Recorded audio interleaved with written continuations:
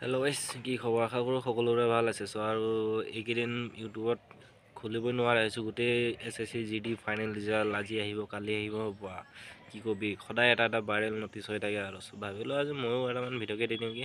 তো এনেই আৰু দিনবোৰ পাৰ হৈছে, ৰিজাল্ট কেতিয়া আহিব বুলি চাই আমনি লাগি গৈছে আৰু সদায় এটা নটিচ মানে ৰিজাল্ট আহেছে নাই এইটো নাই, কিন্তু ভাইৰেল নটিচ যে আহিব এইটো খাটাং আৰু নটিচৰ মতে 7 তাৰিখে লাষ্ট ডেট আছিলে, কিন্তু নাহিলে।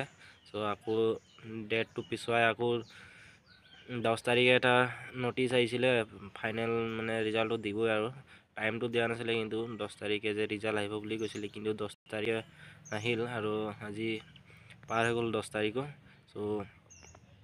ইউটিউবত আৰু খুলিবই নোৱাৰা হৈছে, কি হৈছে জানো।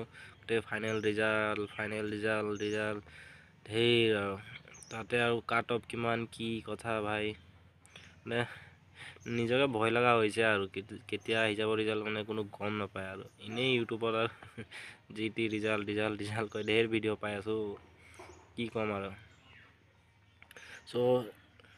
এক্সামটো ময়ো দিছিলোঁ, ৰিজাল্টৰ অপেক্ষা ময়ো কৰি আছোঁ, কিন্তু ৰিজাল্ট বুলি ক'লে আৰু ভিতৰত পূৰা ফাটি আছে, মানে কি হ'ব কি নাই।